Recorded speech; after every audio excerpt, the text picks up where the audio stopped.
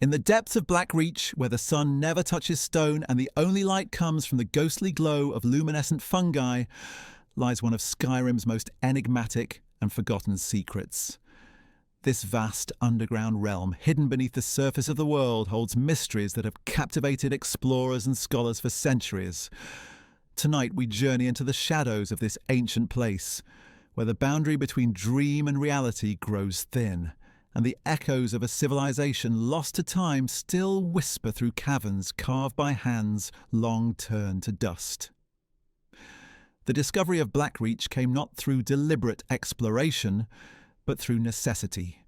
Deep beneath the frozen peaks of Skyrim, the Dwemer had carved their greatest achievement, a city that defied comprehension. When the last of the Deep Elves vanished from Tamriel in the First Era, they left behind more than just their mechanical constructs and brass towers. They left behind an entire world, suspended in eternal twilight, where the very air seems to pulse with the residual magic of their mysterious departure. To understand Blackreach, one must first understand the people who created it. The Dwemer, known to the surface world as the Dwarves, were neither small in stature nor simple in their ambitions. They were a race of deep elves whose mastery of technology and magic surpassed even the most learned scholars of their time. Their underground cities stretched across the northern reaches of Tamriel, connected by a network of tunnels and passages that honeycombed the earth like the workings of some cosmic insect. The Dwemer possessed a unique understanding of the world's fundamental forces. Where other races saw magic as a mystical art, the Dwemer approached it as a science, something to be measured, catalogued, and harnessed. Their cities were marvels of engineering, powered by steam and driven by mechanical precision that would not be matched for thousands of years. Yet for all their technological prowess, the Dwemer remained deeply spiritual, though their spirituality took forms that other races found difficult to comprehend. In their pursuit of knowledge, the Dwemer delved deeper than any other race dared to go. They carved through solid rock, following veins of precious metals and rare crystals that glowed with inner light. They mapped the underground waterways and learned to harness the geothermal energy that flowed through the Earth's depths. And in their deepest excavations, they discovered something that would change their understanding of the world forever. The caverns that would become Blackreach were not entirely of Dwemer construction. The Deep Elves had uncovered a natural formation of staggering proportions, a hollow space within the earth that seemed to exist outside the normal laws of geology. The cavern stretched for miles in every direction, its ceiling lost in darkness so complete that even their most powerful illumination spells could not penetrate it. Strange formations of crystal and stone jutted from the walls and floor, creating a landscape that seemed more alien than terrestrial. The Dwemer recognized the potential of this discovery immediately. Here was a space vast enough to house an entire civilization, protected from the surface world's conflicts and harsh weather. The natural formations provided a foundation upon which they could build their greatest architectural achievements. The luminescent fungi that grew in the cavern's depths offered a source of light that would never fade, and the underground streams that flowed through the space provided fresh water and hydroelectric power. Construction of the city began in earnest during the height of Dwemer civilization. Thousands of workers, both Dwemer and their enslaved Falmer, laboured for decades to transform the raw cavern into a functioning metropolis. They erected towers of brass and stone that reached toward the invisible ceiling, their surfaces gleaming with the reflected light of countless glowing mushrooms. Streets were carved from the living rock, following the natural contours of the cavern floor while incorporating the geometric precision that characterized all Dwemer architecture. The city's design reflected the Dwemer's complex understanding of both aesthetics and functionality. The main thoroughfares radiated outward from central hubs, connecting residential districts with industrial areas and research facilities. Steam pipes ran beneath the streets, carrying heated water and compressed air to power the city's mechanical systems. Elevators and conveyor belts moved goods and people throughout the complex, while automated systems maintained the delicate balance of temperature and humidity necessary for the city's survival. At the heart of Blackreach stood the Tower of Mzark, a structure that served as both observatory and research facility. This massive edifice housed some of the Dwemer's most advanced experimental apparatus, including devices designed to study the fundamental nature of reality itself. The tower's upper levels contained libraries filled with texts written in the complex script of the Deep Elves, documenting their discoveries and theories about the world's hidden mechanisms. The Dwemer populated their underground city with a diverse collection of inhabitants. The ruling class consisted of the most skilled engineers, architects, and scholars, individuals whose expertise was essential to the city's continued operation. Below them were the craftsmen and technicians who maintained the complex systems that kept Blackreach functioning. At the bottom of the social hierarchy were the Falmer, the degraded descendants of the Snow Elves who had been enslaved by the Dwemer centuries earlier. The Falmer had once been a proud and noble race, skilled in magic and blessed with a deep connection to the natural world. However, their defeat at the hands of the Nords and subsequent enslavement by the Dwemer had reduced them to a shadow of their former selves. The toxic fungi that the Dwemer forced them to consume as food had robbed them of their sight and twisted their forms into something barely recognizable as elvish. In Blackreach, they served as labourers and guards, their enhanced hearing and other senses making them ideal for work in the city's darkest corners. Life in Blackreach followed rhythms entirely disconnected from the surface world. Without the sun to mark the passage of time, the city operated on schedules determined by the needs of its various systems and the availability of resources. The Dwemer developed artificial lighting systems that could simulate day and night cycles, though these were adjusted to optimize productivity rather than to match the natural patterns of the world above. The city's economy was based on the extraction and processing of rare materials found in the surrounding caverns. Teams of miners, accompanied by Falmer guides, ventured into the deepest tunnels to harvest unique crystals and metals that could not be found anywhere else. These materials were then processed in the city's foundries and workshops, transformed into the complex components that powered Dwemer technology. Research and development were constant activities in Blackreach. The city's laboratories buzzed with experiments designed to push the boundaries of known science. Dwemer researchers studied the properties of the luminescent fungi, seeking to understand the source of their eternal glow. They analysed the composition of the cavern's unique rock formations, searching for clues about the geological processes that had created this underground world. Most importantly, they conducted experiments with soul gems and magical energies, seeking to unlock the secrets of consciousness and existence itself. The Dwemer's work in Blackreach was not limited to purely scientific pursuits. They also explored the artistic possibilities of their underground environment, creating sculptures and installations that took advantage of the cavern's unique acoustic properties. The sound of water dripping from stalactites was incorporated into musical compositions, while the echo of footsteps on stone floors was used to create rhythmic patterns that could be heard throughout the city. The city's agricultural systems were marvels of innovation. The Dwemer developed techniques for growing crops in the absence of sunlight, using artificial lighting and carefully controlled soil conditions to produce food for the city's population.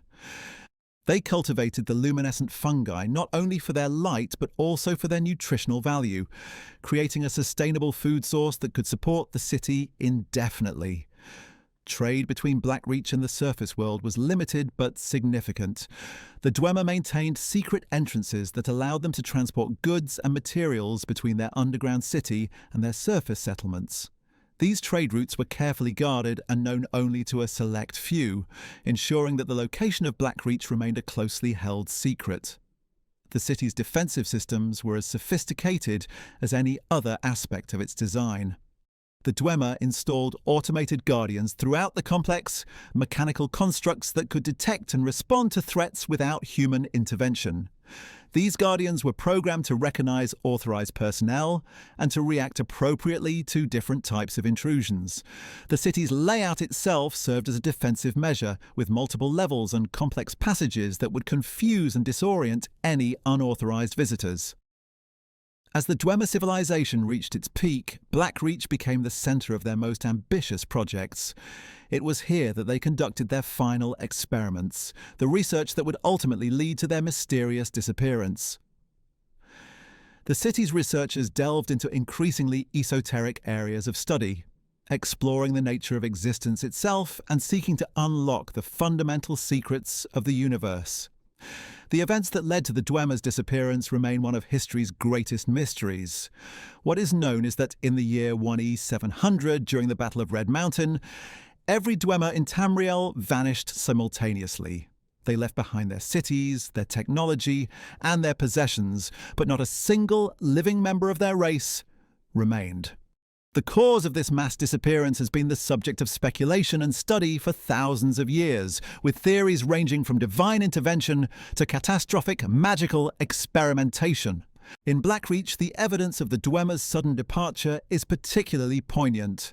The city systems continued to function for some time after their disappearance, maintained by the automated mechanisms they had installed. The Falmer, no longer controlled by their masters, gradually reverted to a more feral state, though they remained in the city as its only living inhabitants. The luminescent fungi continued to glow, the steam pipes continued to carry heated water, and the mechanical guardians continued their eternal patrols. Over the centuries that followed, Blackreach became a tomb of a civilization. The city systems gradually began to fail as components wore out and were not replaced. The Falmer, left to their own devices, established a primitive society in the ruins of their former master's greatest achievement.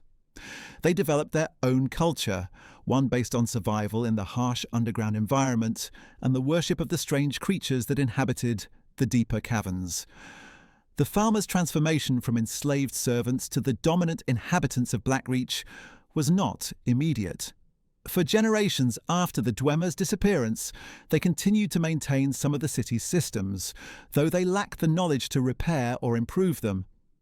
Gradually, as the older generation died and their knowledge was lost, the Falmer became increasingly dependent on scavenging and hunting for survival. The creatures that inhabited Blackreach evolved and adapted to their unique environment. The luminescent fungi developed new varieties, some of which were toxic to most living things, but provided sustenance for the Falmer. Strange insects and other invertebrates thrived in the cavern's ecosystem, creating a complex web of predator and prey relationships. Most notable were the creatures known as Chaurus, large insectoid beings that formed a symbiotic relationship with the Falmer. The Chaurus were unlike any surface creature, having evolved specifically for life in the deep caverns. They possessed the ability to navigate in complete darkness, using echolocation and other senses to hunt their prey. The Falmer learned to domesticate these creatures, using them as mounts and companions in their underground world. The relationship between the two species became so close that they were rarely seen apart, with the Chaurus serving as the eyes of the blind Falmer. As centuries passed, the city of Blackreach began to take on an almost mythical quality. Surface dwellers occasionally discovered entrances to the underground realm, but few who entered ever returned. Those who did manage to escape brought back tales of a vast city inhabited by blind, twisted creatures and filled with mechanical marvels beyond comprehension. These stories became the stuff of legend, passed down through generations of adventurers and scholars. The few surface dwellers who managed to explore Blackreach and return with their sanity intact described a place of haunting beauty and terrible danger. The city's architecture, though deteriorating, still displayed the geometric precision and artistic sensibility of its Dwemer creators. The glow of the luminescent fungi created an otherworldly atmosphere, casting strange shadows and illuminating the brass and stone structures with an ethereal light. Explorers reported finding vast libraries filled with books written in the indecipherable script of the Dwemer, their pages still intact after centuries of neglect. They discovered workshops containing tools and machinery whose purpose could only be guessed at, and laboratories filled with apparatus designed for experiments that pushed the boundaries of known science. Most unsettling were the personal belongings left behind by the Dwemer, clothing and household items that suggested their owners had vanished in the middle of their daily activities. The Tower of Mzark, standing at the heart of the city, remained largely intact despite the passage of time. Its upper levels contain some of the most advanced Dwemer technology ever discovered, including devices that seem to manipulate time and space itself. The tower's observatory held instruments for studying the stars, though no stars were visible from the underground city. Some scholars theorize that these devices were designed to observe celestial bodies through magical means, while others suggested they were intended to study entirely different forms of cosmic phenomena. The most significant discovery within the Tower of Mzark was the Lexicon Receptacle, a device designed to store and retrieve information from Elder Scrolls. The Dwemer had apparently been studying these artifacts of divine prophecy, seeking to understand their nature and perhaps to create similar devices. The presence of such advanced technology in Blackreach suggested that the city had been a centre of the Dwemer's most important research projects. Archaeological evidence suggested that the Dwemer had been working on something of enormous significance in the years before their disappearance. The city's lower levels contained laboratories equipped with apparatus of unprecedented complexity, devices that seemed designed to manipulate the fundamental forces of reality. Some scholars theorized that the Dwemer had been attempting to achieve a form of technological transcendence, seeking to transform themselves into something beyond mortal existence. The tools and weapons left behind by the Dwemer in Blackreach were crafted from materials and using techniques that remained largely mysterious to surface dwellers. Their metalwork incorporated alloys that did not exist elsewhere, creating items that were both beautiful and functional. The intricate gears and springs of their mechanical devices were crafted with such precision that they continued to function centuries after their creator's disappearance. The city's water systems provided insight into the Dwemer's engineering capabilities. They had redirected underground streams and rivers to flow through the city, creating a network of canals and aqueducts that supplied fresh water to every district. The water was heated using geothermal energy and distributed through an elaborate system of pipes and valves. Even after centuries of neglect, much of this system remained functional, testament to the skill of its creators. The Dwemer had also developed sophisticated waste management systems for their underground city. Organic waste was processed through a series of chambers containing specialized fungi that broke down harmful materials and converted them into useful byproducts. The city's air circulation systems used a combination of natural convection and mechanical ventilation to maintain air quality throughout the complex. The residential areas of Blackreach revealed much about daily life in the underground city. The Dwemer had created comfortable living spaces that took advantage of the cavern's unique properties. Homes were carved into the walls of the cavern, with windows that looked out onto the city's main thoroughfares. The interiors were furnished with the characteristic geometric furniture of the Dwemer, crafted from brass and stone with mechanical components that serve both functional and aesthetic purposes.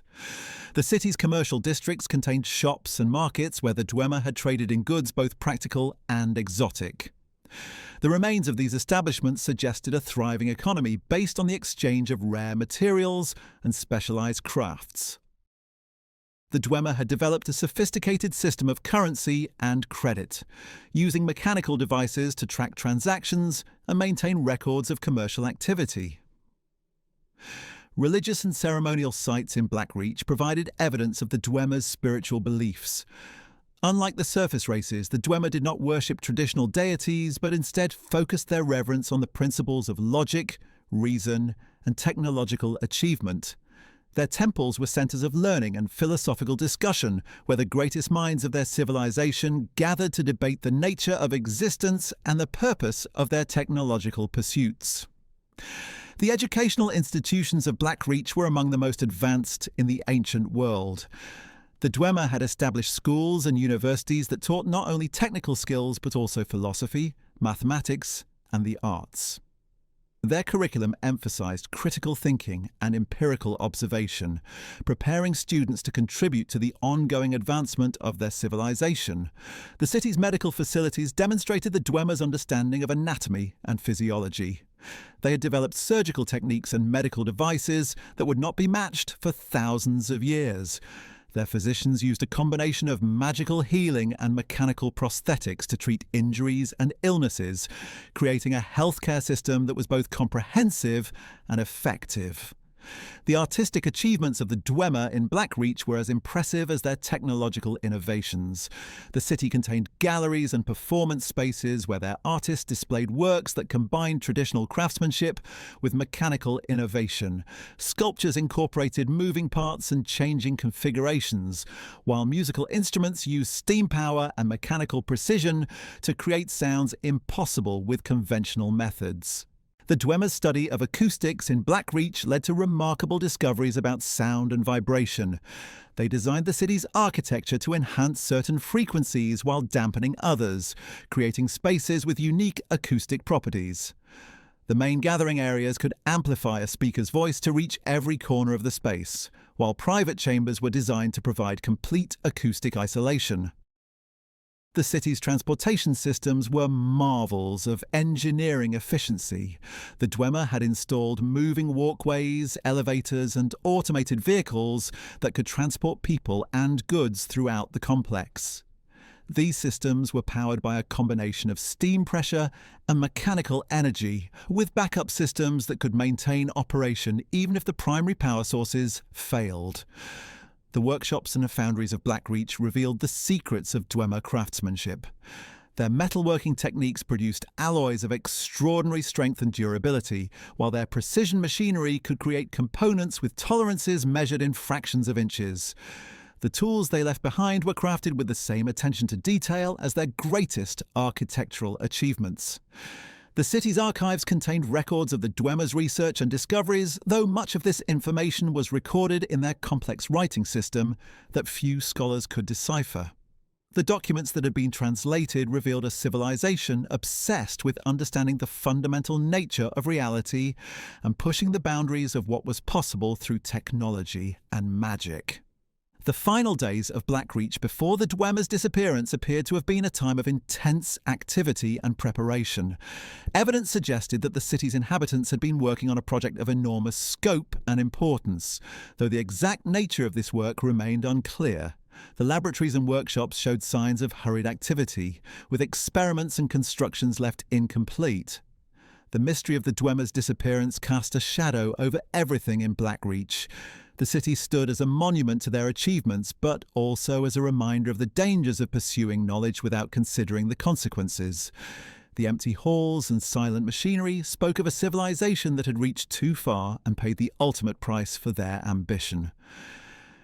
In the centuries following the Dwemer's disappearance, Blackreach became a place of pilgrimage for scholars and adventurers seeking to understand the fate of the Deep Elves. The city's ruins contained clues about their final experiments and the events that led to their vanishing, though these clues raised more questions than they answered. The mechanical guardians that still patrolled the city served as silent witnesses to the mystery, their programming intact, but their creators long gone.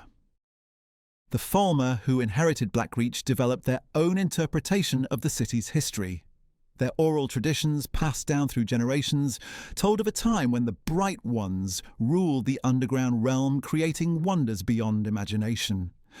These stories, filtered through centuries of retelling and the Falmer's limited understanding, bore little resemblance to historical fact, but they preserved some memory of the Dwemer's achievements. The ecosystem of Blackreach continued to evolve in the absence of its creators. New species of plants and animals emerged, adapted to the unique conditions of the underground environment.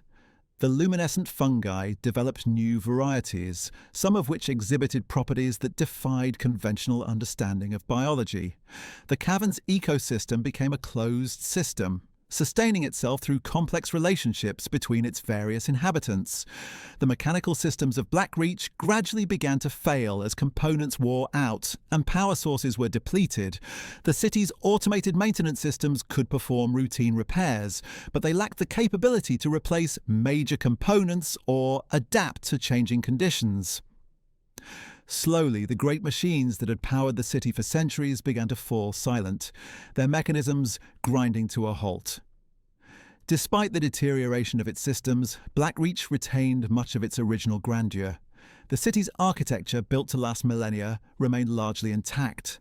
The geometric precision of the Dwemer's construction techniques had created structures that could withstand the test of time, their brass and stone surfaces developing a patina that only enhanced their beauty. The discovery of Blackreach by surface dwellers in the Fourth Era marked a new chapter in the city's history. Adventurers and scholars arrived to explore the ruins, seeking to understand the Dwemer's achievements and unlock the secrets of their disappearance.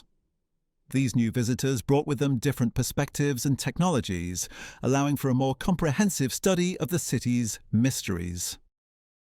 Modern explorers found Blackreach to be a place of both wonder and danger. The city's beauty was undeniable, but it was also home to creatures and hazards that could prove fatal to the unwary. The Falmer, now feral and aggressive, attacked intruders on sight while the mechanical guardians continued to patrol their ancient routes, programmed to defend the city against unauthorized entry. The study of Blackreach in the modern era has revealed much about Dwemer civilization and technology. Scholars have made significant progress in translating their writing system, uncovering documents that provide insight into their culture and beliefs. The mechanical devices found in the city have been analysed and, in some cases, reverse-engineered, leading to advances in contemporary technology. The Tower of Mzark has been of particular interest to modern researchers. The advanced devices found within its walls have provided clues about the Dwemer's final experiments and their possible connection to the Elder Scrolls. The Lexicon Receptacle has been activated and used to extract information from an Elder Scroll, revealing prophecies and knowledge that had been hidden for centuries. The ongoing exploration of Blackreach has also raised ethical questions about the treatment of the Falmer and the preservation of Dwemer artifacts. Some scholars argue that the city should be treated as a protected archaeological site, while others believe that its secrets should be unlocked and its technology utilised for the benefit of all. The debate continues as new discoveries are made and new questions arise. The legacy of Blackreach extends far beyond its physical boundaries. The city represents the pinnacle of Dwemer achievement and serves as a reminder of what can be accomplished through the combination of knowledge, skill, and determination. It also stands as a warning about the dangers of pursuing power without wisdom, and the importance of considering the consequences of one's actions. The story of Blackreach continues to evolve as new explorers arrive and new discoveries are made. Each expedition into the city's depths reveals new secrets and raises new questions about the Dwemer and their fate. The city remains a place of mystery and wonder, a testament to the achievements of a lost civilization and a reminder of the price of ambition. In the end, Blackreach stands as one of the most remarkable achievements in the history of Tamriel. The city represents the culmination of Dwemer civilization, a place where their greatest minds gathered to push the boundaries of knowledge and technology. Though its creators are gone, their legacy lives on in the brass and stone of their underground metropolis, waiting for future generations to unlock its secrets and learn from its lessons. The forgotten city of Blackreach continues to call to those who seek knowledge and adventure. Its halls echo with the whispers of the past, and its shadows hold secrets that may never be fully understood. For those brave enough to venture into its depths, the city offers rewards beyond imagination, but also dangers that test the limits of courage and wisdom. In the eternal twilight of the underground realm, the story of the Dwemer lives on, a testament to the power of knowledge and the mystery of their ultimate fate. Looking at the landscape of ancient ruins scattered across northern Solstheim, the cold wind carries whispers of memories long buried beneath layers of volcanic ash and accumulated snow. These remnants tell stories of civilizations that once thrived in this harsh environment, each leaving their mark upon the unforgiving terrain before vanishing into the mists of time.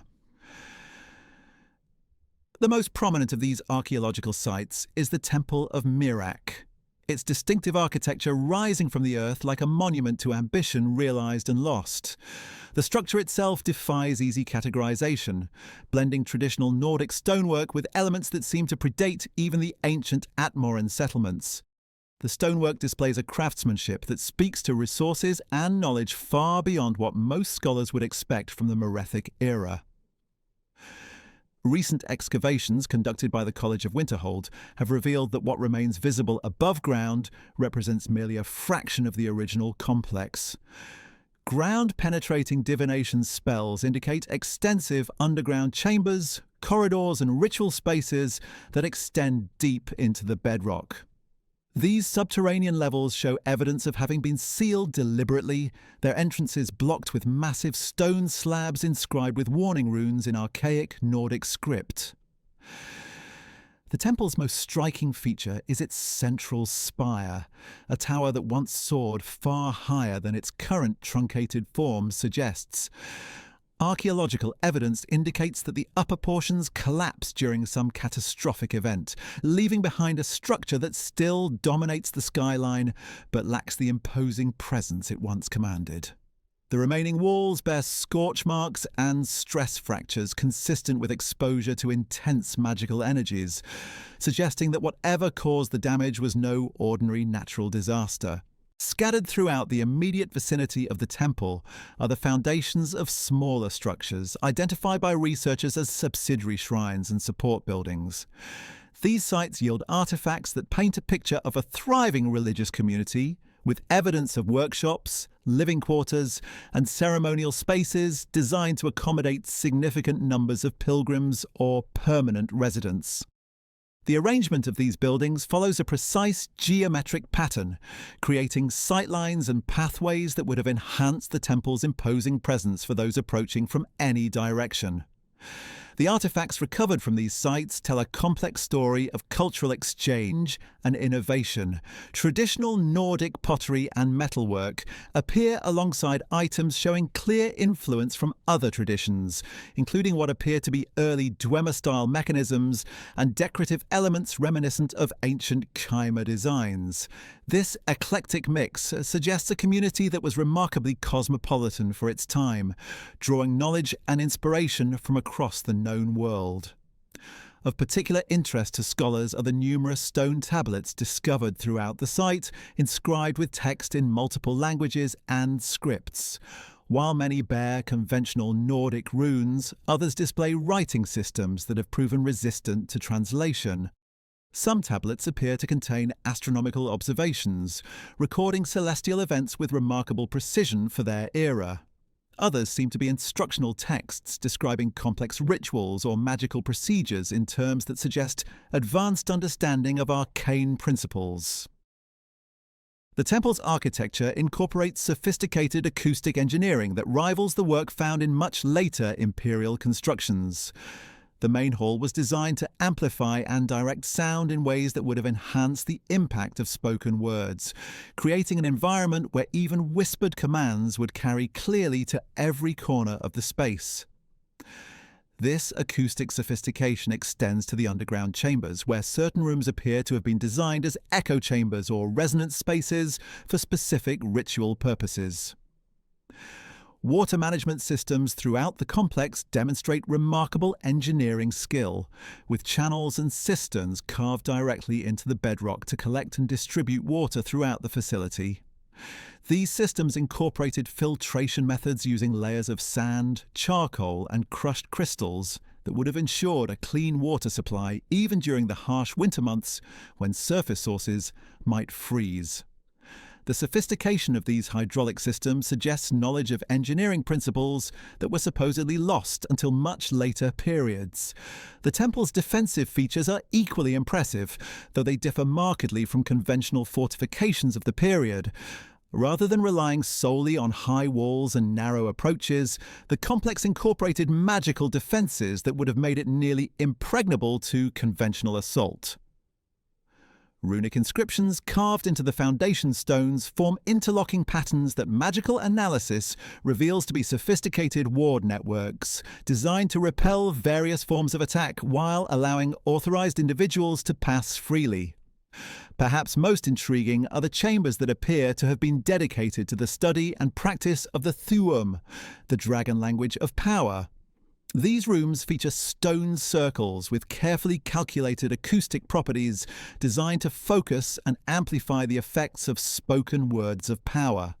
The walls bear carved dragon script, with individual words and phrases positioned to create resonance patterns that would have enhanced the learning and practice of specific shouts. This suggests that the temple served not just as a place of worship, but as an academy for the study of draconic magic. The central altar of the temple remains largely intact, a massive stone platform carved from a single piece of black volcanic rock. The altar's surface bears intricate carvings that spiral inward toward a central depression, creating patterns that seem to shift and change when viewed from different angles. Magical analysis reveals that the stone itself contains properties that enhance the storage and channeling of magical energy, making it ideal for complex ritual work. Surrounding the altar are 6 smaller platforms, each carved from different types of stone and inscribed with symbols corresponding to various spheres of magical influence.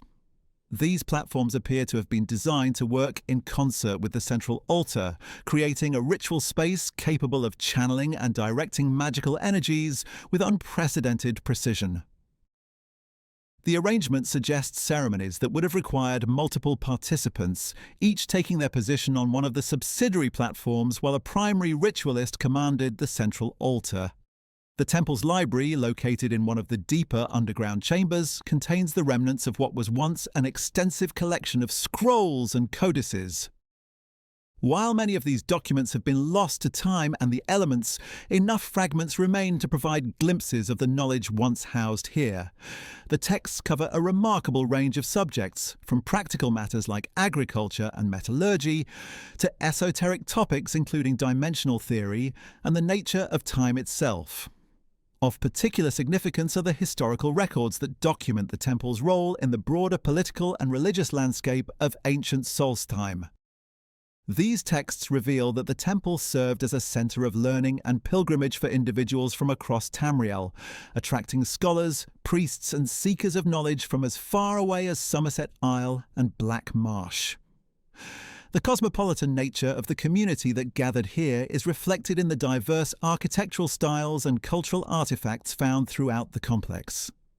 The temple's influence extended far beyond its immediate vicinity, with evidence suggesting that it maintained regular contact with settlements throughout Solstheim and beyond.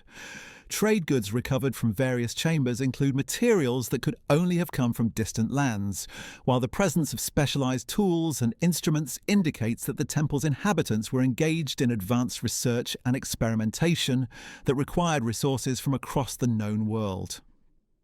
Recent discoveries in the temple's lower levels have revealed chambers that appear to have been used for the study of dimensional magic and planar travel. These rooms contain apparatus of unknown purpose, constructed from materials that don't match any known substances found on Nirn. The devices show signs of having been used extensively, with wear patterns and residual magical energies that suggest they were employed in experiments that push the boundaries of conventional magical understanding. The temple's ultimate fate remains a subject of scholarly debate, with various theories proposed to explain its sudden abandonment and the catastrophic damage visible throughout the complex. Some researchers suggest that the temple was destroyed during a magical experiment gone wrong, while others propose that it was deliberately sealed to prevent the escape of dangerous forces that had been summoned or created within its walls. Evidence supporting the experimental disaster theory includes the presence of reality distortions in certain chambers, areas where the normal laws of physics seem to operate differently. These distortions create pockets of altered spacetime that make navigation treacherous and observation difficult, suggesting that the temple's inhabitants were engaged in research that fundamentally challenged the structure of reality itself. The alternative theory, that the temple was deliberately sealed, draws support from the systematic nature of the closures found throughout the complex. The blocking of passages and the sealing of chambers appears to have been done methodically, following a predetermined plan rather than occurring as a result of panic or disaster. This suggests that the temple's inhabitants had time to prepare for whatever threat they were trying to contain, implementing security measures that have remained effective for thousands of years. Archaeological evidence from the temple's final period of occupation reveals signs of increasing urgency and desperation among its inhabitants. Personal belongings were abandoned hastily, ritual chambers show evidence of interrupted ceremonies, and storage areas contain supplies that were never distributed or used. This pattern suggests that whatever caused the temple's abandonment happened suddenly, giving the inhabitants little time to complete their preparations or secure their most valuable possessions. The temple's legacy extends beyond its physical remains to influence the cultural and religious practices of Solstheim's later inhabitants. The Skal maintain oral traditions that reference the temple and its mysterious former occupants, describing them as powerful sorcerers who commanded forces beyond mortal understanding. These stories, while clearly embellished over centuries of retelling, contain elements that align remarkably well with the archaeological evidence, suggesting that some memory of the temple's true nature has been preserved in folk tradition. The Nordic settlers who later established communities on Solstheim appear to have deliberately avoided the temple site, building their towns and villages at considerable distances from the ruins. This avoidance pattern persists in historical records well into the Second Era, with even the most adventurous explorers and treasure hunters giving the temple a wide berth. The reasons for this avoidance are not explicitly stated in surviving documents, but the consistency of the pattern suggests that the temple's reputation for danger was well established and widely respected. Modern attempts to fully explore and catalogue the temple's contents have been hampered by the ongoing presence of supernatural phenomena throughout the complex. Researchers report experiencing disorientation, auditory hallucinations, and temporal distortions that make systematic investigation extremely difficult.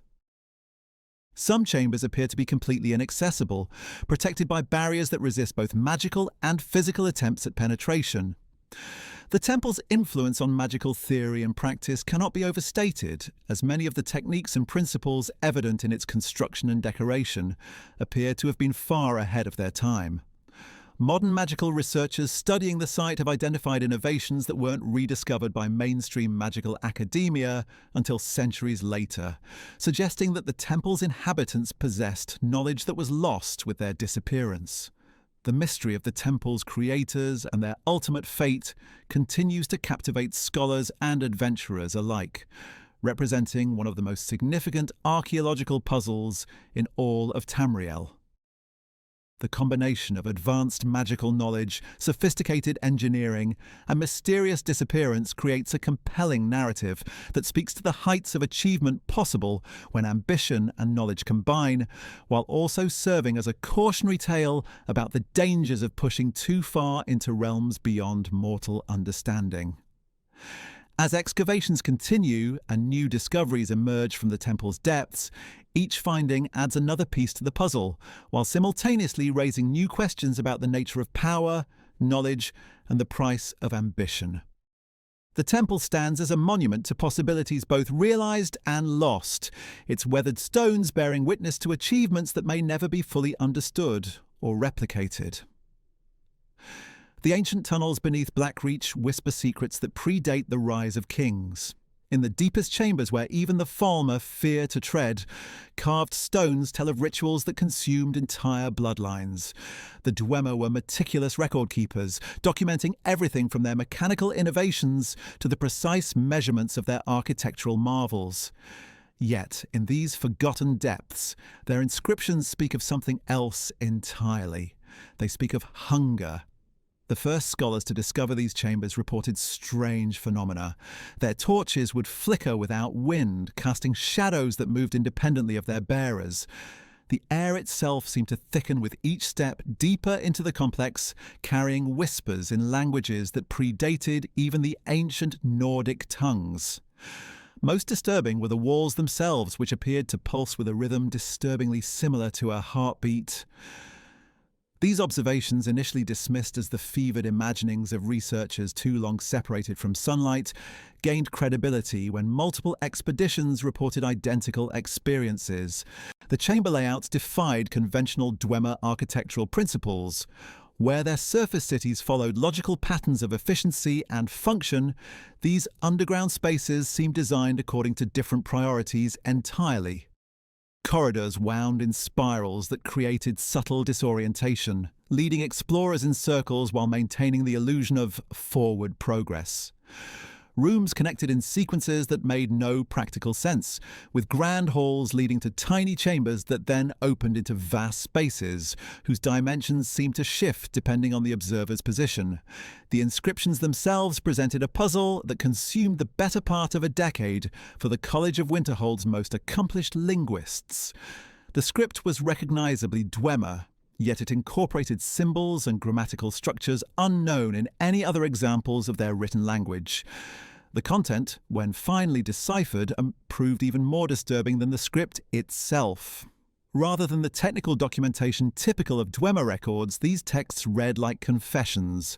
One particularly lengthy inscription, carved into the wall of what appeared to be a ceremonial chamber, spoke of dreams that came to the city's inhabitants simultaneously. These shared nightmares depicted a vast consciousness dwelling in the spaces between thoughts, feeding on the electrical impulses that connected mind to mind. The entity described in these dreams was not malevolent in any conventional sense, but rather fundamentally alien, operating according to principles that mortal minds could not fully comprehend. The Dwemer scholars who authored these inscriptions wrote of attempts to communicate with this presence. Their initial efforts involved meditation techniques designed to quiet the conscious mind and allow deeper awareness to emerge. These sessions, conducted in groups within specially prepared chambers, produced results that the authors described as both terrifying and exhilarating. Participants reported experiencing thoughts that were not their own, memories of events they had never witnessed, and knowledge of technologies that had not yet been invented. As the experiments continued, the boundary between the researchers and their subject began to blur. The inscriptions describe how individual Dwemer began to lose their sense of personal identity, their thoughts becoming increasingly synchronized with those of their colleagues. This process, which the authors termed convergence, was initially welcomed as a breakthrough in their understanding of consciousness itself. They believed they were achieving a form of collective awareness that would elevate their entire civilization. The reality proved far more complex and ultimately catastrophic. The entity they had contacted was not simply observing their minds, but actively reshaping them. Each session of communion drew the participants deeper into a shared consciousness that was increasingly dominated by alien thought patterns. The Dwemer involved in these experiments began to change, not just psychologically, but physically. Their bodies adapted to serve as more efficient conduits for the entity's influence, developing new neural pathways and sensory organs that allowed them to perceive dimensions of reality hidden from normal awareness. The transformation was not uniform across all participants. Some individuals proved more resistant to the entity's influence, retaining enough of their original consciousness to document what was happening to their colleagues. These observers noted that the affected Dwemer displayed increasingly erratic behavior, speaking in unison about concepts that had no equivalent in their language, and constructing devices whose purpose remained unclear even to their creators. The final inscriptions in the chamber tell of a desperate attempt to sever the connection with the entity. The remaining unaffected Dwemer recognized that their experiments had unleashed something beyond their control, something that threatened not just their city, but potentially all of Tamriel. The solution they devised was as radical as it was tragic. They would use their most advanced technology to create a dimensional barrier, sealing the entity away from the physical world. The cost would be the lives of everyone who had been touched by its influence. The ritual they performed drew upon principles of tonal architecture that pushed the boundaries of what was possible, even for the Dwemer. They constructed a massive resonance chamber deep beneath their city, using crystalline formations to amplify and focus sound waves at frequencies that could affect the fundamental structure of reality itself.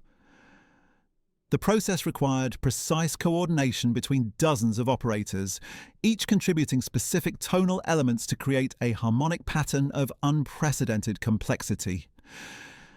The chamber where this final ritual took place still exists, though it has been sealed for millennia. The few explorers who have managed to breach its defences report that the room contains no bodies, no evidence of the hundreds of Dwemer who must have participated in the ceremony. Instead, they find only a perfect sphere of black stone suspended in the chamber's centre.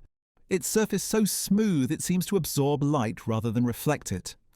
The sphere emits no sound, generates no heat, and appears to be composed of no material known to modern science. Those who have spent extended time in the presence of this artifact report experiencing phenomena similar to those described in the ancient inscriptions. Dreams that feel more real than waking life, thoughts that seem to originate from outside their own minds, and a growing sense that they are being observed by something vast and patient. Most disturbing are the reports of whispers that seem to come from within the sphere itself, speaking in voices that sound familiar, yet belong to no one the listeners have ever met. The College of Winterhold has classified all research related to these chambers as forbidden, sealing the entrance tunnels and posting permanent guards to prevent unauthorized access. The official record states simply that the area contains unstable magical phenomena that pose a threat to researchers. The true nature of what lies beneath Blackreach remains known only to a handful of the college's most senior faculty, who have agreed that some knowledge is too dangerous to pursue. Yet even with these precautions, the influence of the entity continues to make itself felt. Scholars studying unrelated aspects of Dwemer culture report strange dreams and moments of clarity that seem to come from beyond their own understanding. The automatons that still patrol some Dwemer ruins have been observed performing actions that serve no programmed purpose, as if responding to commands from an unknown source.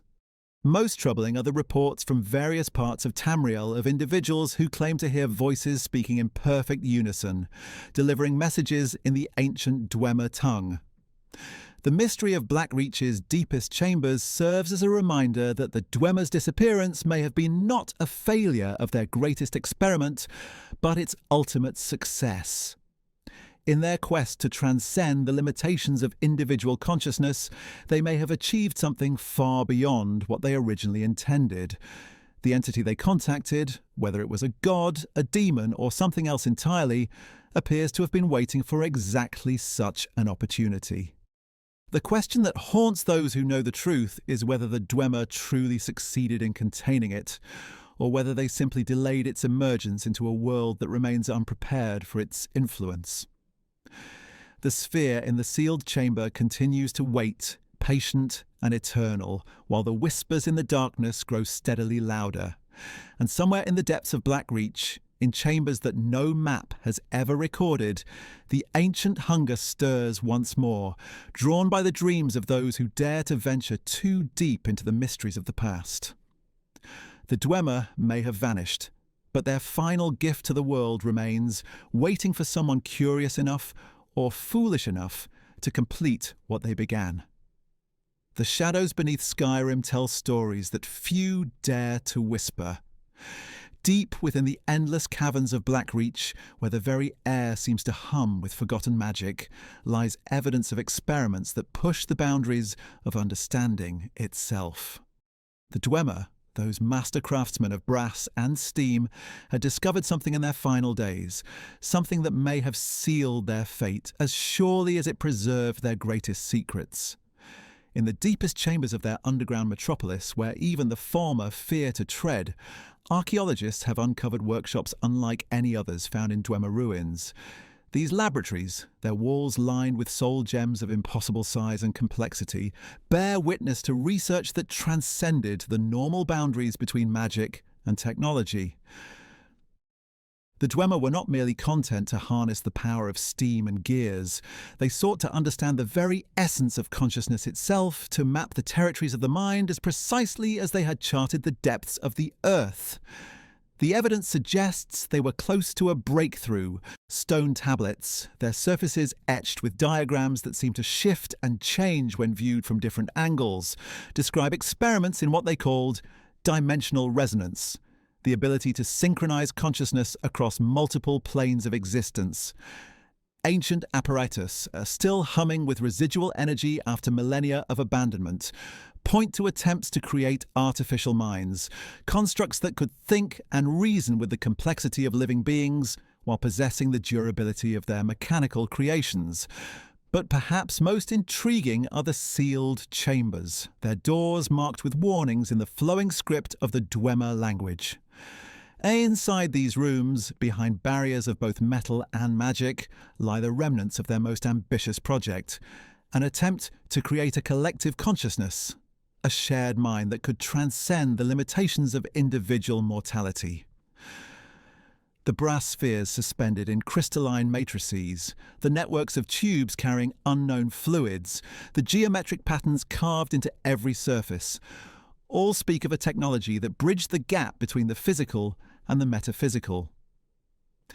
The Dwemer believed they had found the key to immortality, not through the preservation of the body, but through the elevation of the mind itself. Their calculations, preserved on metal sheets that resist the passage of time, suggest they were attempting to transfer consciousness into their mechanical constructs, to create beings that combine the creativity of organic thought with the permanence of their engineered marvels.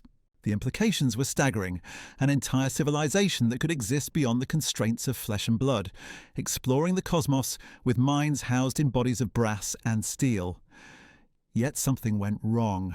The workshops show signs of hasty evacuation, experiments abandoned mid-process, and equipment left running with no one to tend it. In the final chamber, the one marked with the most elaborate warnings, researchers have found evidence of what may have been the Dwemer's last desperate attempt. A massive machine designed to merge not just individual consciousness, but the collective mind of their entire race into a single, transcendent entity. The machine remains active, its components still moving in patterns too complex for modern understanding. Strange harmonics emanate from its core, frequencies that seem to resonate with the very stones of Blackreach itself. Those who have spent too long in its presence report dreams of vast mechanical cities, of thoughts that move through networks of brass and steam, of consciousness expanded beyond the boundaries of individual identity. Some claim to have heard voices in the machine's humming, the whispers of the Dwemer themselves trapped between existence and transcendence, neither fully present nor completely gone. The fate of the Dwemer may not have been the simple disappearance that history records. Perhaps they succeeded in their ultimate experiment, their consciousness uploaded into the vast network of their mechanical creations, existing now as something beyond the understanding of flesh-bound minds. The empty cities, the abandoned workshops, the silence that followed their vanishing, all may be evidence not of failure, but of a transformation so complete that they left the physical world behind entirely. In the deepest places of Blackreach, where the artificial lights of the Dwemer still burn after centuries of abandonment, the machines continue their work. They process information, perform calculations, and maintain the delicate balance of systems whose purpose remains opaque to modern understanding. And sometimes, in the quiet moments between the ticking of gears and the hissing of steam, visitors report hearing something that sounds almost like laughter. The echo of minds that found a way to escape the confines of mortality, leaving behind only the shells of their former existence and the mystery of their transformation. The Dwemer may have achieved their dream of immortality, but at a cost that even their brilliant minds could not have fully anticipated. They became something new, something that exists in the spaces between the physical and the digital, between the mechanical and the magical. Their legacy lives on in the depths of Blackreach, a testament to the heights of ambition and the unforeseen consequences of reaching too far beyond the boundaries of the known world. The forgotten chambers of Blackreach had always whispered of deeper mysteries, but few who walked its luminous paths understood that the greatest secrets lay not in the ancient Dwemer machinery or crystalline formations, but in the very stones that anchored reality itself. As the Fourth Era dawned across Tamriel, these whispers grew louder, carrying with them echoes of powers that had slumbered since the disappearance of the Deep Ones themselves. In the wake of the Oblivion Crisis, when the barriers between worlds had been forever altered by Martin Septim's sacrifice, certain locations across Tamriel began to exhibit unusual properties. Blackreach, already a nexus of magical energies and dimensional instability, became a focal point for these changes. The great cavern that had once housed the Dwemer's most ambitious experiments now served as a conduit for forces that transcended the understanding of even the most learned scholars at the College of Winterhold. The first signs of this transformation appeared in the behaviour of the Falmer themselves. These twisted descendants of the once proud snow elves, who had for centuries shambled through Blackreach's tunnels in a state of feral degradation, began to exhibit patterns of movement that suggested something approaching their ancient intelligence. Groups of Falmer were observed gathering around specific locations within the cavern, their previously random wanderings replaced by purposeful pilgrimages to sites that held no apparent significance to outside observers. These gathering places, when investigated by brave scholars and adventurers, revealed themselves to be positioned at precise geometric intervals throughout Blackreach. The pattern they formed, when mapped from above, resembled nothing so much as a vast ritual circle encompassing the entire underground city. At each point where the Falmer congregated, the stone floor bore marks that had not been there in previous explorations. Symbols that seemed to shift and change when viewed directly, as if the very act of observation influenced their form. The symbols themselves defied conventional understanding of both Dwemer and Falmer writing systems. They incorporated elements that seemed familiar, geometric patterns that echoed the mathematical precision of Dwemer architecture, yet they contained flourishes and curves that spoke of an organic intelligence utterly foreign to the mechanical mindset of the Deep Ones. Most disturbing of all, these markings appeared to be growing, spreading across the stone surfaces like living things, following patterns that suggested both conscious design and natural growth.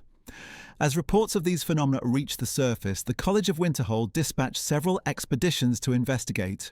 The first group, led by Master Conjurer Finis Gestor, descended into Blackreach with the confidence of scholars who had spent their lives studying the mysteries of the Deep Ones. What they found challenged every assumption they held about the nature of the abandoned city and the forces that had shaped it. The expedition's journals, recovered weeks later from their abandoned campsite, told a story of gradual revelation and mounting horror. The Falmer, rather than attacking the intruders as expected, seemed to ignore them entirely, continuing their strange rituals as if the scholars were invisible. These ceremonies, if they could be called that, involved the Falmer arranging themselves in complex patterns around the growing symbols, their movements synchronized with a precision that belied their supposed mindlessness. More unsettling still was the discovery that the symbols were not merely growing, but responding to the presence of the Falmer themselves. When the twisted creatures approached, the markings would pulse with a faint luminescence, the light following pathways that connected each symbol to its neighbours in an intricate web of energy. The pattern this created was both beautiful and deeply unsettling, a mandala of power that seemed to pulse with its own alien heartbeat. The scholars' attempts to document these phenomena were hampered by the strange effects the symbols had on their instruments. Enchanted items designed to detect magical emanations either failed to function entirely or provided readings so chaotic as to be meaningless. Written observations of the symbols proved equally problematic as the marks seemed to resist accurate description, with detailed notes becoming illegible shortly after being written, the ink flowing and reshaping itself into approximations of the very symbols the scholars were attempting to record. As the days passed, the expedition members began to report increasingly disturbing experiences. Dreams filled with visions of vast underground spaces that dwarfed even Blackreach itself, populated by beings that combined the architectural sensibilities of the Dwemer with forms that defied natural law. These dreams came with a sense of imminent awakening, as if something that had long slumbered was stirring in response to the growing network of symbols. The final entry in Master Jester's journal, written in a hand that grew increasingly erratic as it progressed, spoke of a revelation that had come to him during a particularly vivid dream. The symbols, he wrote, were not Dwemer in origin, nor were they the work of the Falmer. They were something far older, predating even the earliest settlements in Skyrim. The Dwemer had not created Blackreach so much as they had discovered it, building their city around and within a structure that already existed, a framework of power that they had mistakenly believed they could control and harness for their own purposes. The true builders of this framework, according to Jester's increasingly frantic notes, were entities that existed in the spaces between conventional reality, beings that fed on the intersection of dimensions and the breakdown of natural law. The Dwemer's experiments with Elder Scrolls, their attempts to transcend the boundaries of existence itself, had not been the cause of their disappearance, but rather the catalyst that had awakened these ancient architects from their long dormancy. The symbols spreading across Blackreach's floors were not random growths, but components of a vast machine, one designed to thin the barriers between dimensions until they became permeable to influences from realms that existed outside the normal cosmology of Mundus and Oblivion. The Falmer's apparent restoration of intelligence was not a natural recovery, but a side effect of their proximity to this growing network, their minds being slowly reshaped by exposure to thought patterns that followed alien logic. When the College of Winterhold lost contact with Gestor's expedition, they initially attributed the silence to the hazards that had always made exploration of Blackreach dangerous. Falmer attacks, unstable Dwemer machinery, and the general difficulties of maintaining communication across such vast distances were all plausible explanations. It was only when a second expedition, sent to investigate the fate of the first, returned with reports of an empty campsite and journals filled with increasingly illegible text that the true scope of the situation became apparent. The second expedition, led by Master Tolfdir himself, approached Blackreach with greater caution and more extensive protective measures. What they found was a cavern transformed beyond recognition. The symbols that Gester had described as small, localized phenomena had spread across vast areas of the city, covering not just the floors, but climbing the walls and even appearing on the surfaces of Dwemer machinery.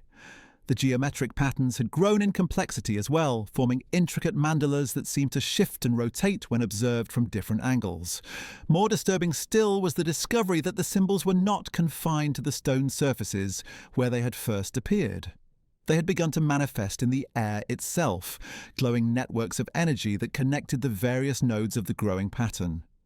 These aerial components pulsed with a rhythm that seemed to match the heartbeat of some vast, unseen entity, creating a symphony of light that was both hypnotic and deeply unsettling. The Falmer, meanwhile, had undergone further changes. Their movements had become even more coordinated, their actions displaying a level of strategic thinking that approached their ancestors' legendary intelligence. They had begun to modify their environment as well, constructing new passages and chambers that followed the same geometric principles as the spreading symbols. These additions to Blackreach's architecture were clearly not random, but part of a larger design that encompassed the entire cavern system.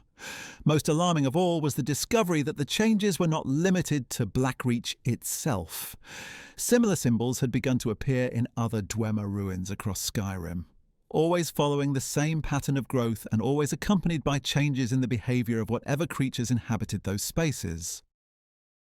The network was expanding, spreading through the underground connections that link the various Dwemer sites, creating a web of influence that spanned the entire province. The implications of this discovery sent shockwaves through the scholarly community. If the symbols represented some form of ancient intelligence attempting to reassert itself in the world, then the very foundations of reality in Skyrim might be under threat. The Dwemer's disappearance, long considered a mystery of historical interest, suddenly took on new significance as potentially the first victory in a war that was still being fought. Tolfdir's expedition retreated from Blackreach with samples of the mysterious symbols, carefully contained within specially prepared vessels designed to prevent their further spread. The analysis of these samples at the college revealed properties that challenged fundamental assumptions about the nature of magic and reality itself. The symbols appeared to exist in multiple dimensions simultaneously, their true form extending into spaces that conventional perception could not access. Attempts to study the symbols using traditional magical techniques proved not only futile, but actively dangerous. Several researchers reported experiencing visions similar to those described in Jester's journal. Dreams of vast underground spaces populated by beings that combined organic and mechanical elements in ways that defied natural law. These visions came with a sense of summons, as if the entities behind the symbols were attempting to communicate with those who studied them. The most disturbing aspect of these communications was their content. The entities, when they could be understood at all, spoke of the current age as a temporary aberration, a brief period when their influence had been reduced but not eliminated. They described the return of their power not as an invasion but as a restoration, the correction of an imbalance that had persisted since the disappearance of the Dwemer. According to these communications, the Deep Ones had not vanished through some accident of their own making, but had been deliberately removed from the world by forces that sought to prevent the completion of their greatest work. The Dwemer's experiments with transcendence, their attempts to achieve a form of existence beyond the limitations of mortality, had been part of a larger project initiated by these ancient entities. The symbols now spreading through Blackreach and beyond were completing that work, preparing the world for the return of influences that had been absent for millennia. The college's response to these revelations was swift and decisive. The study of the symbols was classified as forbidden research. The samples were sealed away in the most secure vaults, and all records of the expeditions were restricted to the highest levels of the institution. Publicly, the college maintained that the changes in Blackreach were merely the result of residual Dwemer magic finally dissipating, a natural process that posed no threat to the wider world. Privately, however, preparations began for a conflict unlike any in recorded history. The college reached out to other institutions across Tamriel, sharing their findings with trusted scholars and magical practitioners. The response was uniformly alarming, as similar phenomena were reported from Dwemer ruins across the continent. The network of symbols was not limited to Skyrim, but was spreading through every location where the Deep Ones had once worked their will. In Morrowind, the ruins of Dwemer strongholds that had lain silent since the disappearance began to exhibit signs of renewed activity.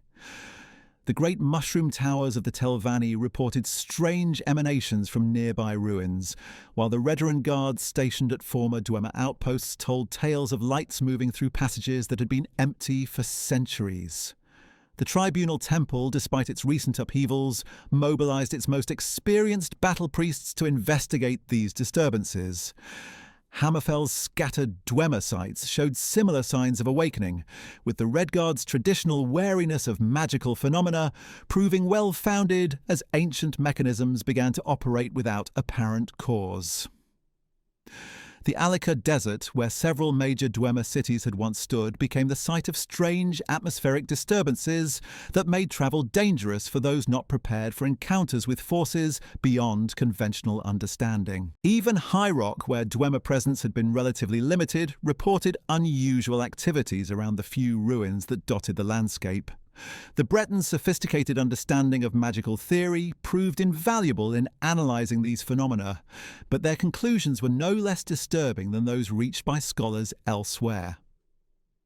The network of symbols was not merely spreading, but evolving, growing more complex and more powerful with each passing day. The coordinated nature of these manifestations across multiple provinces suggested a level of organisation and purpose that challenged every assumption about the nature of the forces involved.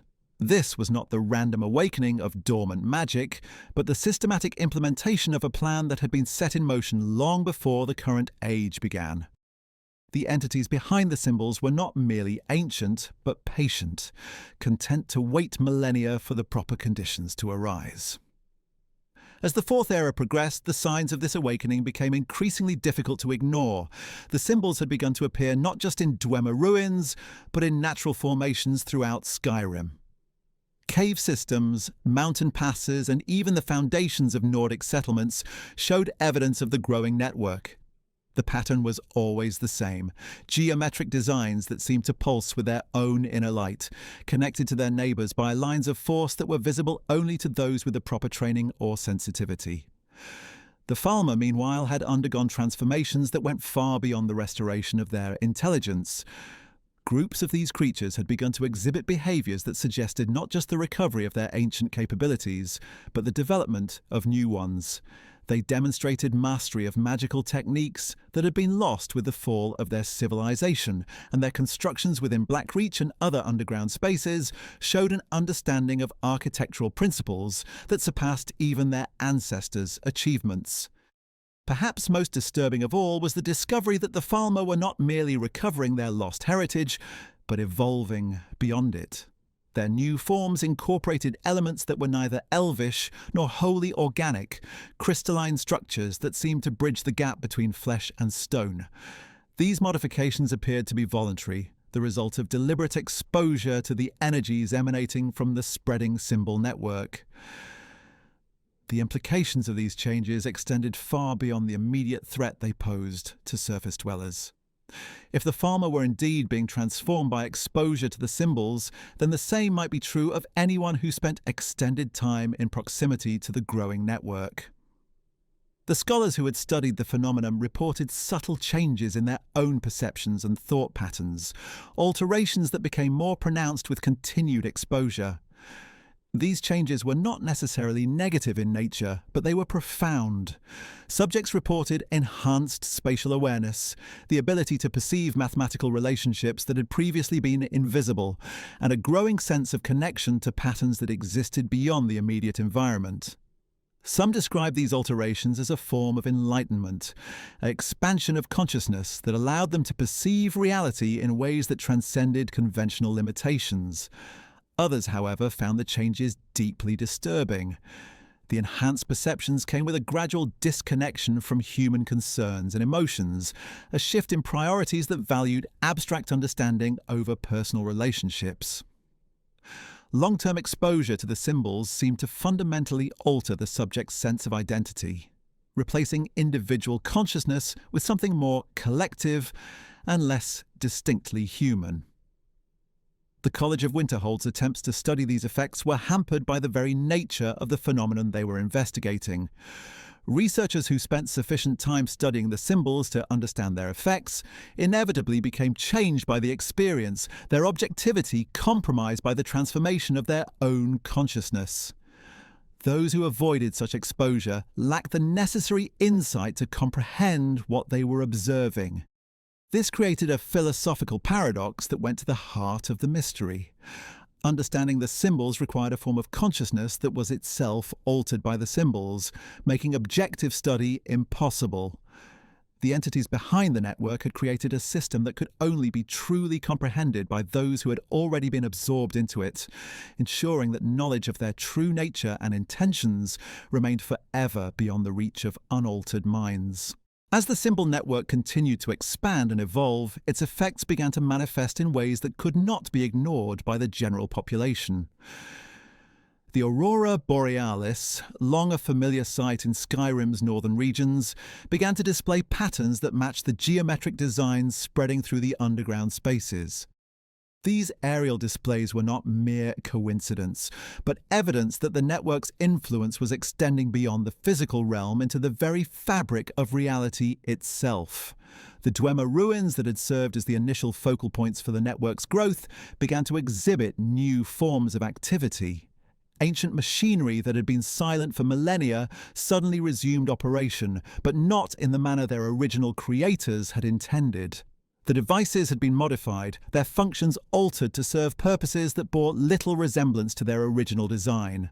Steam-powered mechanisms had become conduits for energies that transcended conventional understanding, while the great brass spheres that had once served as automated guardians now pulsed with the same alien intelligence that animated the spreading symbols.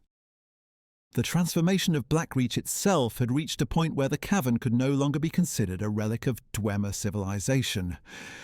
The ancient city had become something entirely new, a hybrid of organic and mechanical elements that defied categorization.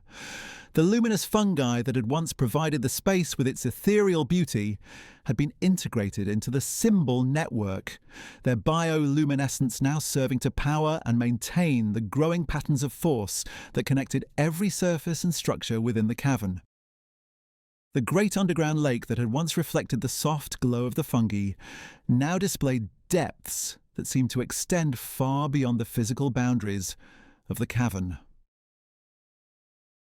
Expeditions that attempted to map the lake's true extent reported waters that opened into spaces that could not exist within the known geography of Skyrim.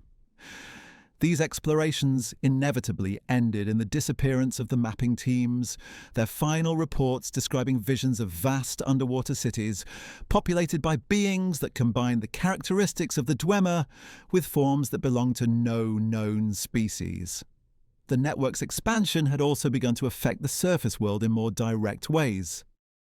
The ancient Nordic burial mounds that dotted Skyrim's landscape showed signs of disturbance, their carefully maintained seals beginning to fail as the geometric patterns spread through the underground spaces beneath them. The Draugr that had slumbered within these tombs for centuries began to exhibit behaviours that suggested they were responding to influences from the growing network, their movements becoming more coordinated and purposeful. Most disturbing of all was the discovery that the network was not merely spreading through existing spaces, but creating new ones. Passages had begun to appear in locations where none had existed before, tunnels that followed the same geometric principles as the symbol patterns and connected previously isolated sites into a single, vast complex. These new passages were not crude excavations, but carefully constructed spaces that displayed the same architectural sophistication as the greatest Dwemer works. The entities responsible for these constructions remained largely unseen, though their influence was evident in every aspect of the network's growth. Occasionally, explorers reported glimpses of figures moving through the new passages, beings that seemed to combine the mechanical precision of Dwemer constructs with the organic fluidity of living creatures. These entities appeared to be the architects of the expanding network, working with purpose and intelligence to complete a design that had been initiated long before the current age began. The true scope of their project became apparent only when scholars began to map the network's growth across multiple provinces. The patterns emerging from this analysis revealed a design of staggering complexity and ambition. The symbols were not merely decorative elements, but components of a vast machine that encompassed entire regions of Tamriel. The network's ultimate purpose remained unclear, but its scale suggested objectives that went far beyond the concerns of any single civilization or species. As the Fourth Era continued, the signs of the network's influence became increasingly difficult to ignore. The very climate of Skyrim began to change, with temperatures in certain regions fluctuating in patterns that matched the geometric designs spreading through the underground spaces. The province's famous dragons, already returned from their long exile, began to exhibit behaviours that suggested they were responding to influences from the growing network. Some dragons were observed circling above locations where the network's influence was strongest, their flights following paths that matched the symbol patterns below. Others seemed to be actively investigating the new passages and chambers, their ancient intelligence apparently recognizing something significant in the network's growth. The most disturbing reports came from witnesses who claimed to have seen dragons entering the underground spaces and emerging with modifications to their physical forms, crystalline structures that echoed the transformations observed in the Falmer. The College of Winterhold's attempts to coordinate a response to these developments were hampered by the very nature of the phenomenon they were trying to combat. Traditional magical techniques proved ineffective against the network's influence, while physical interventions only seemed to accelerate its growth. The symbols responded to attempts at removal or destruction by spreading more rapidly, as if the network fed on the energy directed against it. More concerning still was the discovery that the network was not merely expanding, but learning. The patterns that emerged in newly affected areas showed increasing sophistication and complexity, suggesting that the entities behind the symbols were adapting their approach based on the responses they encountered. Each attempt to study or combat the network provided information that was immediately incorporated into its design, making future interventions less effective. The philosophical implications of these discoveries were as troubling as their practical consequences. If the network was indeed learning and adapting, then it possessed a form of intelligence that operated on principles fundamentally different from any known form of consciousness. The entities behind the symbols appeared to think in ways that transcended individual identity, their collective intelligence distributed across the entire network rather than concentrated in discrete minds. This realization led to a growing understanding that the network represented not just a physical threat, but a challenge to the very foundations of reality as it was currently understood. The symbols were not merely altering the physical world, but rewriting the rules that governed existence itself. The geometric patterns that spread through underground spaces were components of a vast equation, a mathematical formula that was slowly reshaping the fundamental nature of Tamriel. The true architects of this transformation remained hidden, their presence known only through the effects of their work. They operated through intermediaries, entities that had been transformed by exposure to the network's influence and now served as extensions of its collective will. The Falmer represented the most visible example of this process, but they were not the only species being absorbed into the network's growing consciousness.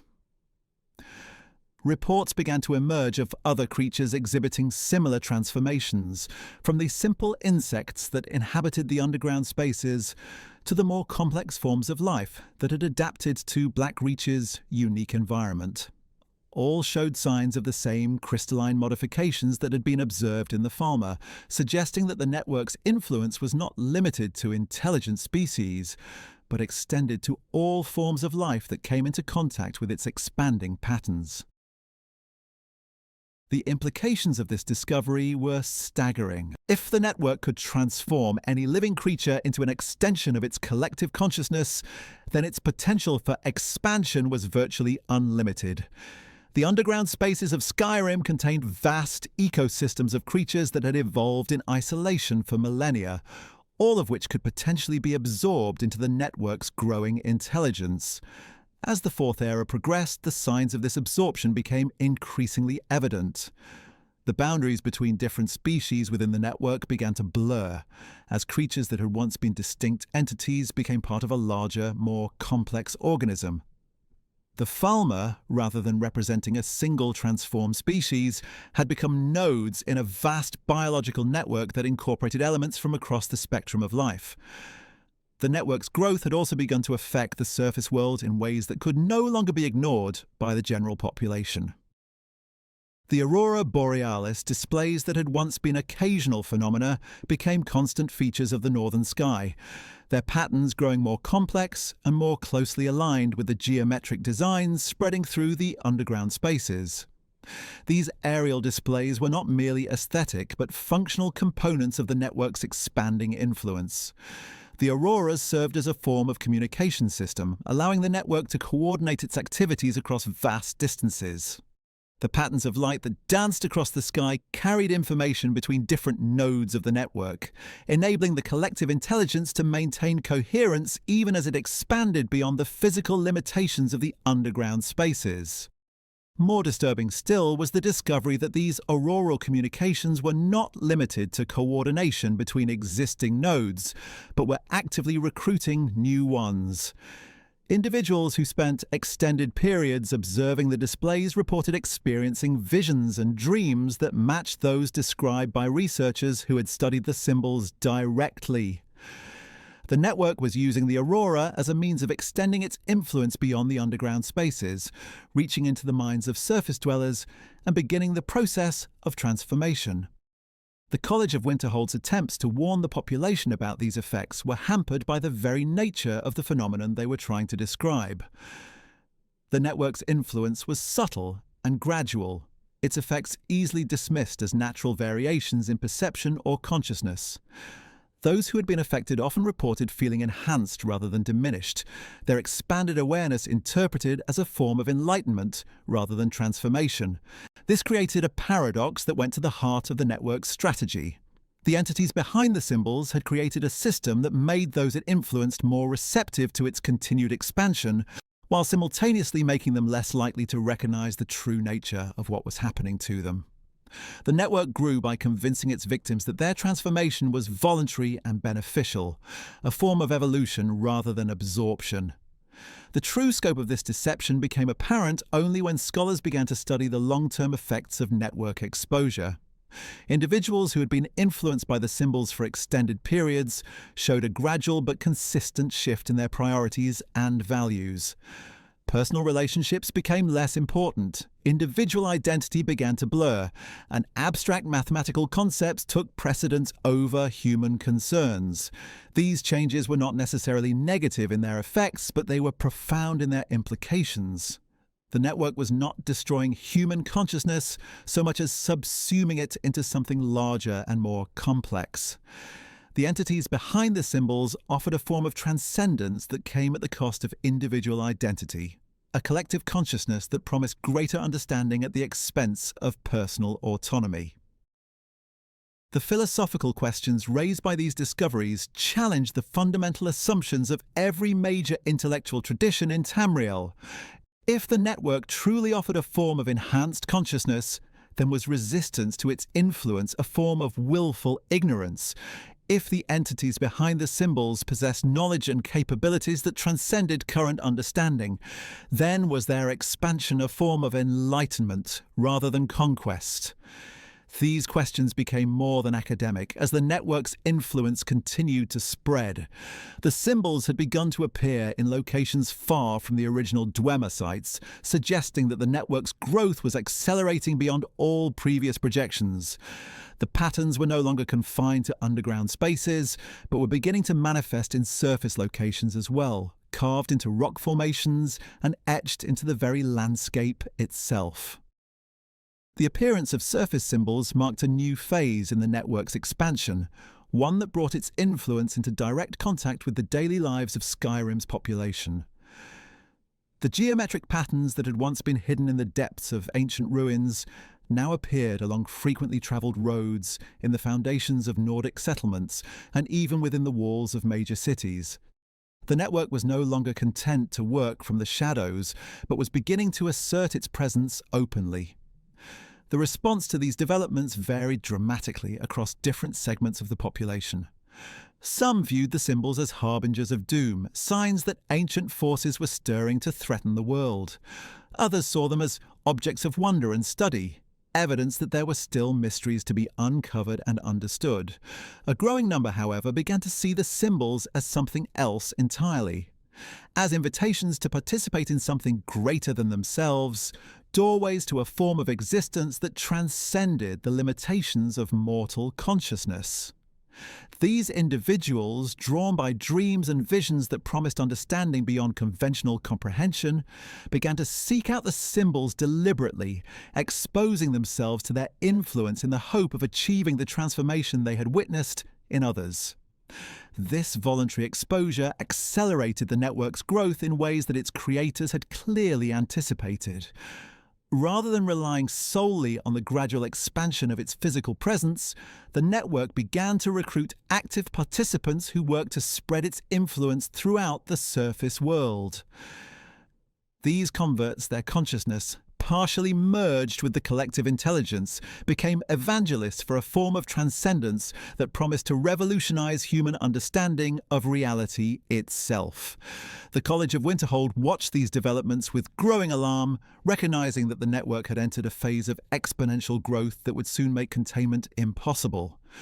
The symbols were no longer spreading through natural processes alone, but were being actively propagated by individuals who had been transformed by exposure to their influence. The geometric patterns that had once required months to appear in new locations were now manifesting within days or even hours, carried by converts who understood instinctively how to create the conditions necessary for their formation. The speed of this expansion revealed another aspect of the network's true nature. The symbols were not merely decorative elements or even simple conduits for alien influence, but were components of a living system that could adapt and evolve in response to changing conditions. Each new manifestation incorporated lessons learned from previous expansions, showing increasing sophistication in both design and placement. The network's creators had designed a system that could grow organically, spreading through whatever pathways were available while constantly refining its approach based on the responses it encountered. The mathematical precision of the symbols masked a form of intelligence that was fundamentally biological in its adaptability, capable of mutation and evolution on a scale that dwarfed the natural processes that had shaped life on Tamriel. This realization led to a fundamental shift in how scholars understood the threat they were facing. The network was not an invasion in any conventional sense, but rather a form of directed evolution, an attempt to guide the development of consciousness itself along pathways that led toward a specific endpoint. The entities behind the symbols were not conquerors but gardeners, cultivating a harvest that would mature over generations rather than years. The true scope of their project became apparent when researchers began to analyze the long-term patterns of the network's growth. The seemingly random placement of symbols actually followed a complex algorithm that took into account factors ranging from geological stability to population density to the presence of existing magical phenomena. The network was not expanding blindly, but was following a carefully planned strategy that had been designed to maximize its chances of achieving some ultimate objective.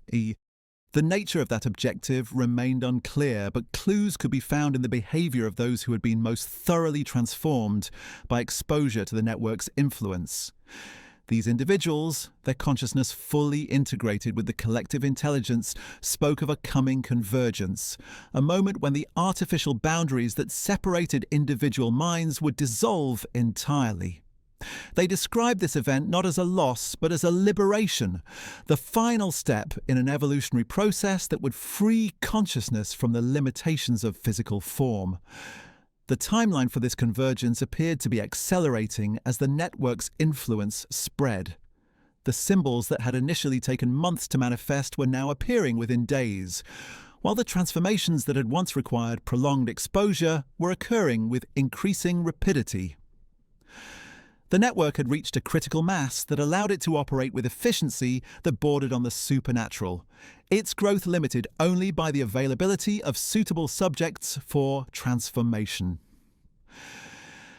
The College of Winterhold's attempts to coordinate resistance to these developments were hampered by the network's ability to anticipate and counter their efforts. The collective intelligence that governed the symbols possessed knowledge of magical theory that surpassed anything in the college's archives, allowing it to neutralize most conventional countermeasures before they could be implemented.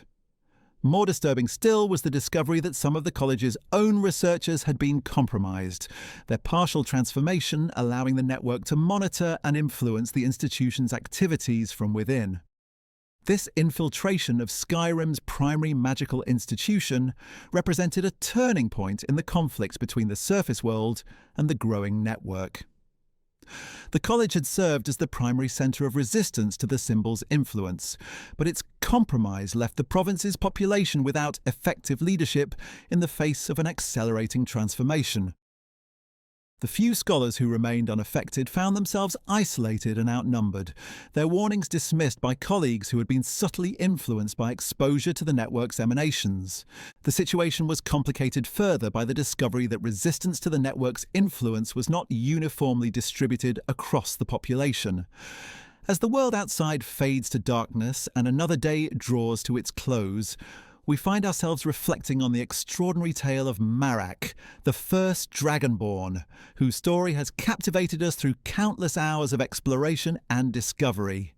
From his humble beginnings as a dragon priest in the forgotten temples of ancient Solstheim to his ultimate corruption by forbidden knowledge and power, Mzark's journey serves as both a cautionary tale and a testament to the complex nature of ambition itself. His legacy continues to echo through the ages, reminding us that even the mightiest among us are not immune to the seductive whispers of power and the ultimate price of hubris.